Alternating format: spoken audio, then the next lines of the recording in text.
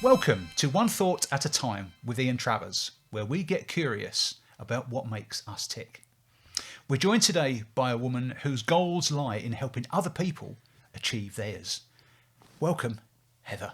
Hi Ian, lovely to be here. Yes, we've had many conversations over the years, but thank you ever so much for taking the time out today. Let's kick off today by tell us what you do.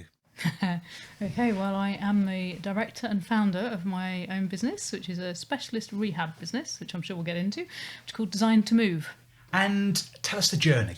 So how did you end up as having Design to Move? Yeah, well, I'll try and keep it short because it is now quite a long journey and a long story. But I trained as a physio. It's over 25 years now since I trained as a physio. At the time, if you'd have told me that I was going to end up running my own business, I wouldn't have believed you. Really, it wasn't on my agenda. My goal was just to get out in the world, get working. Didn't know when I started out exactly what that would look like in terms of, like many roles, we end up specialising. So I didn't know for sure when I started how I'd specialise.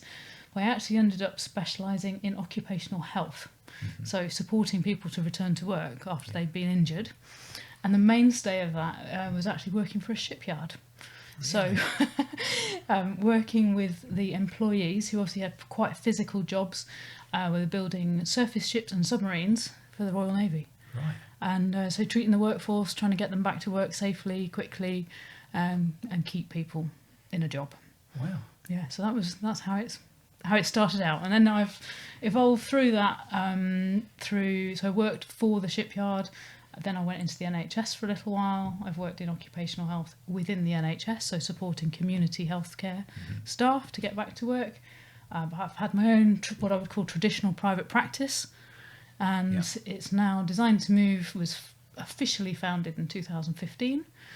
And that was the result of a number of kind of factors, but really wanting to use initially just my own skills to work with people who'd been seriously injured and didn't have access to the kind of services we were providing NHS staff or shipyard staff, but really needed help to get their lives back on track, basically. And I know the conversations we've had in the past, it's rather than just sort of, dare I say, sort of traditional physio, it's been a more holistic approach, Yeah, so how we kind of differentiate now is we talk about standard care.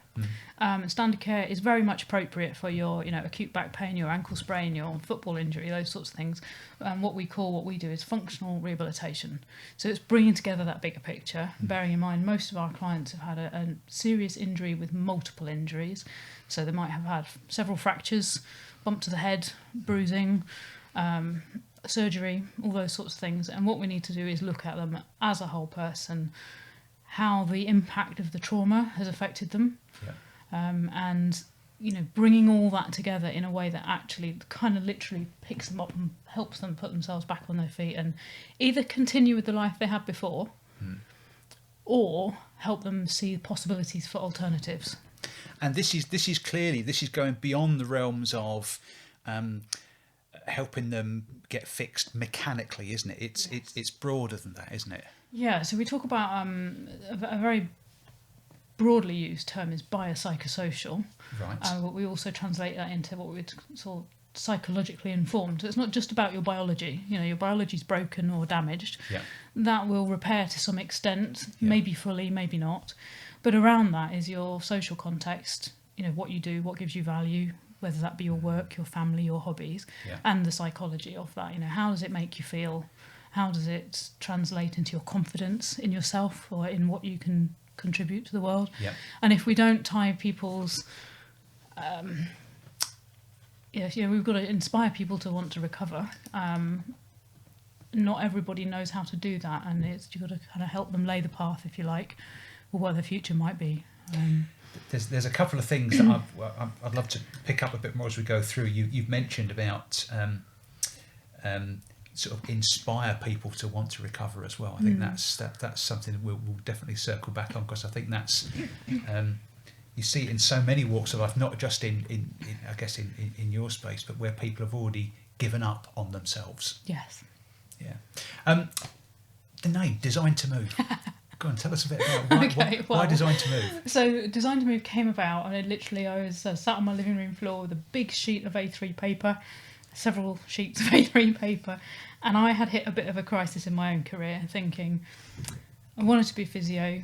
That's all I've ever really wanted to do, but I was disillusioned for various reasons, and I thought I don't want what I've been doing just to be the future. How can I bring together everything that I love about what I do in a way that will make my career sustainable till whatever time of life that is. I don't have an end date on it at the moment, life or work. And I just looked at my set of skills, literally wrote them all out on this big sheet of paper. What is it for me?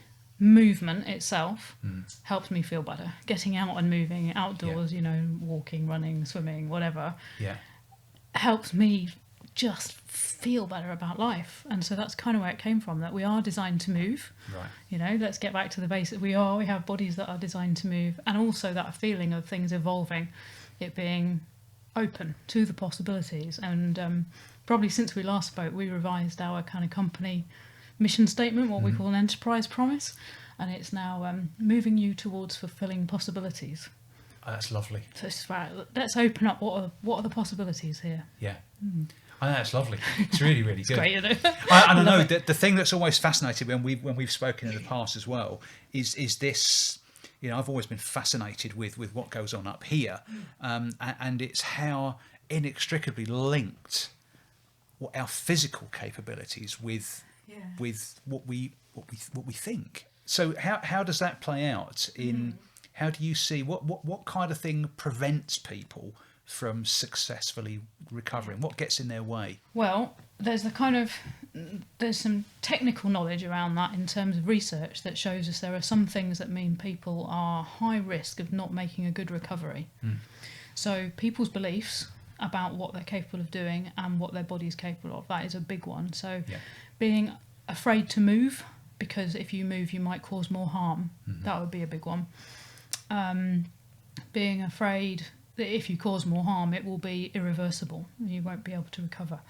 If you find yourself in a very low mood, if you're depressed and very anxious, that makes it very difficult to recover, and you're likely to have a poorer outcome. Right. If you don't manage the pain that you have, so you feel that you can't get a hold on the pain through pain relief, that also can mean that you don't make a good recovery. So there's those sorts of things that actually have been researched and we actually do measure for. So for instance, we screen people for post-traumatic stress disorder, because if they're not getting treatment for that, we wouldn't do the treatment ourselves within my business at the moment, but we'd recommend they got a full assessment and some extra treatment. That can obviously really hold somebody back, especially if they are literally having flashbacks to the injury. So are there ever situations where what people believe about their capability or their situation even overrules the physical? So, there's no reason why they can't do something, but their thinking is stopping them. Yeah, absolutely. We talk about a thing called self-efficacy in our world. I don't know if it's a similar term, but that ability to believe in yourself and your own ability to overcome whatever that obstacle is critical. So you could have all the capacity, physical capacity, to do everything. And from our point of view, we would be looking at that range of motion of your joints, the strength in your muscles, your fitness, your cardiorespiratory capability, your ability to coordinate and put together a complicated movement like lifting a box. But if at the end of the day you're too scared, or you don't believe you can do it, that would probably override it. And so that's where this holistic thing comes, because if that's a blocker, then I suppose it's, you can do all the physical activity in the world, but we need to find a way of helping people change what they believe about themselves. Yeah, and it's an interesting place for us. So at the moment in my business, we're all physiotherapists by trade and background, and we have professional scope of practice. So that's what we talk about. We're being psychologically informed because we are aware of all these implications, and very much part of what we do is helping motivate people and educate them about the fact that activity probably won't make them worse, and pain doesn't mean that they're harming themselves, and it's safe to do these activities. But obviously for some people, quite a lot of the group we look after, because it's a fairly specialist group, do also need proper psychological support, assessment and intervention, because there may be beliefs that existed, and it's something actually that fascinates me and I'd love to spend more time on, beliefs that pre-existed their injury that are holding them back. Okay. That can be a significant thing. Their beliefs about what's possible, what's acceptable, and now they're injured. Right. And the impact the injury can have on someone's status in their life, within their family, within their culture. So, for instance, if you're in a culture that says your value is around your ability to look after your extended family, as a woman, for instance, and then suddenly you can't cook, clean, care for the family in the way you did before, it really does impact someone's identity and confidence, and their ability to think that, well, how can I have value in the future if I can't do those things? So even their predisposition pre-injury is a significant... I think we're very conditioned, aren't we? And we don't necessarily know how much until something awful happens, and then you realise that you've got these conditioned ideas about how you think life should look, and that you have to challenge those, and that needs to be done in a supportive way. And when we work with somebody, we're usually just one part of a much bigger team. Then the psychologist, there might be a neuropsychologist or a psychiatrist. There may be nutritionists, occupational therapists, debt advisors, all sorts of other people involved. But it's pulling all that together. And ultimately it's about helping people change what they believe they're capable of doing.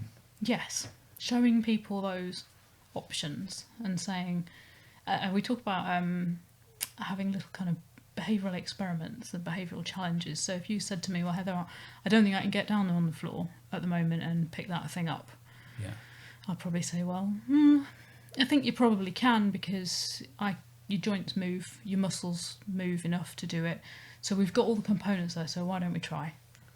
And encourage you to try, but with me here, with permission to use the sofa to get up off the floor. And just to create that space where you think, well, do you know, what have I got to lose? Let's give it a try and do it safely. I like that. And so there's almost a picture in my mind there of, you know, when you're teaching someone to ride a bike, and you know, you just hold the saddle, but then suddenly they do it and you're there, but you haven't held the saddle.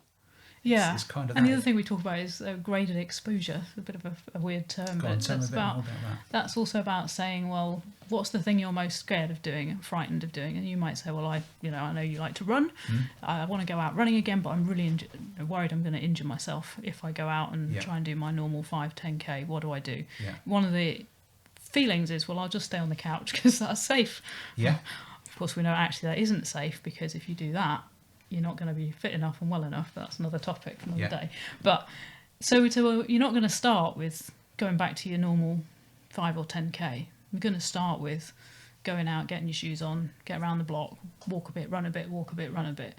So you start with a very low level challenge, physical challenge in our case, but there's also challenging the psychology. So if your psychology is that that's going to hurt, we try and find a challenge that not necessarily doesn't hurt at all, because it might a bit, but shows you that it's okay, and it's normal, and you can cope with it, and actually teaches you a coping strategy.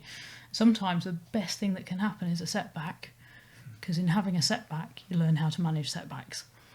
So in some ways, you know, something being difficult or a struggle, there's actually a positive in that.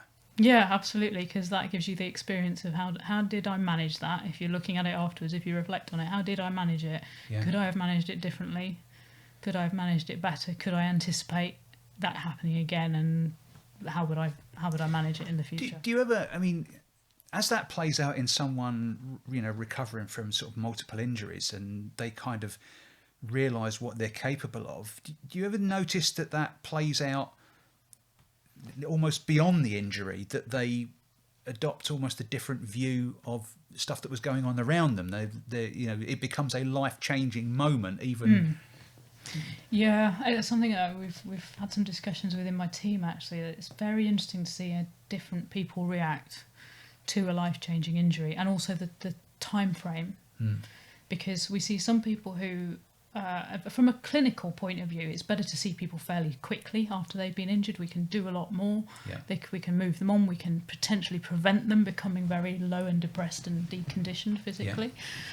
But maybe that early on they're dealing with such a lot of stuff. Either they don't have the headspace, there's too many appointments to go to, too much hassle, too many people trying to interfere with their lives, too many changes, Or we see other people who are like, it's fine, I'm alive, it's great, I'm just carrying on, don't you worry about me, I don't need any help. So we have those kind of very different situations at the front end. Yeah. And then at the other extreme, and certainly when we started the business, it's less so now, we'd see people 4 years after they'd been injured who have been told they're not going to get any better, been told by several experts they're not going to improve, this is it.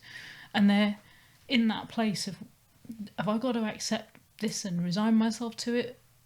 And then we still use this question, is this it? They're asking, is this it? They're asking us, is this it? They're asking their case manager, their solicitor, whoever. The truth is we don't know till we try. And it's whether they've, as an individual, they're willing to still try. Many really are, some aren't. Because I suppose if you're not feeling great because you're in that position, and someone who you place a lot of faith in says to you, that's it for you. Yes. I guess your brain's going to say, they've probably got a point. Yeah, it's very, very, very powerful, what words that are said to people in their recovery, because it can make or break whether they believe they can get better or not. And of course, there are times when it's completely true that there is not going to be a change, and there is a level of acceptance. And again, people react differently. You hear stories all the time of people being told they never walk again, and that galvanises them too. Yeah, that is the motivation, isn't it? Yes, walk again sometimes. Potentially. I guess I'm somebody who I don't want to put limits on what's possible, because I don't know. Yeah. The medical science may say, in theory, something's not possible, but it might be. We don't know. We've got to try. And yeah, it's very interesting. I mean, obviously we see people at lots of different stages, and it depends. It just depends. The outcome, depends on how willing they are to engage. I mean, when we work with people, it's very much a collaborative. We're in this together. We're just here as a guide on the journey. We're not here to do it for you. We're here to guide you. We're here to support you. What would you like to do? Let's see if we can try it. And just help them believe they can, whatever they... Yeah. It's interesting, this belief thing. I mean, you'll know from the running, the number of people that come and join running and say, just to let you know, Ian, I don't do hills. And as you know, around here, that's going to be a really bad day, isn't it? Yeah. But that's this. Yes. It's not the legs, is it? Yeah. Given that you spent so much time doing this and put so much passion into this, have you found that that's rubbed off on the way that you navigate life? Yeah, well, I guess you can't really kind of work out where that begins and ends, can you? No. In terms of, have I created what I've created because of that? And it's certainly when I've had struggles, and in the last few years I've had some significant health issues of my own, which I wasn't expecting to have, which has challenged some stuff. You do sit there and go, okay, this can be what it feels like on the receiving end of this stuff. Yeah. And realising that you do have it in yourself to make that choice about whether you move forward with something, whether you challenge it, whether you take control of it, or whether you let other people, because it's very easy in our world. There's so many people, so many appointments that you've got to go to, so many people telling you what you should or shouldn't be doing with your time to recover, that actually taking the ownership back for that yourself, and that's super hard. That is super hard. And having now had that experience myself, when you are tired, low, you don't know which way is up anymore. Actually trying to orientate yourself and going, what can I do about this? And I guess one of the things that has helped me is realising that I run a business that talks all about this stuff. Here I am.